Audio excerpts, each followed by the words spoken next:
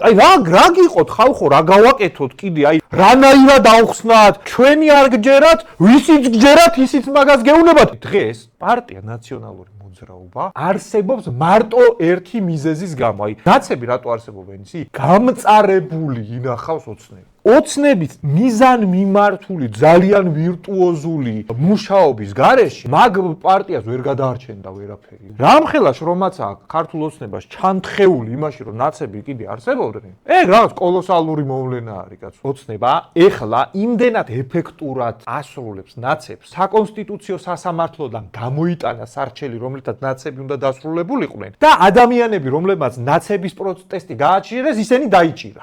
აი ქართული ოცნების ნაცების დასრულების პროცესი ეხლა სად არის? რომ გააცნობიეროთ ხალხო, ეხლა ნაცებს უკვე 14 წელია ვასრულებთ და არ გაინტერესებს სად არის ეს ნაცების დასრულების პროცესი ეხლა 14 წელია ხალხი ყავს, რომელიც ნაცებს ასრულებს. მაგათი სამუშაო ხო უნდა შეჯამდეს სად არის და ეგ არის რა. სარჩელი გამოიტანეს საკონსტიტუციოდან და ნაცების აჯანყება ვინც გაჩერა, ისინი დაიჭირეს. ამას რომ მარტო ჩვენ ვამბობდეთ კიდე, ჯანდაბლას კაცო ჩვენი თავი პრემიერ-მინისტრი გამოვიდა და თქვა, რომ ჩვენი გუნდის წევრი აფინანსებდა ხაბეიშვილს. რა გავაკეთოთ? აი, როგორი თემაა?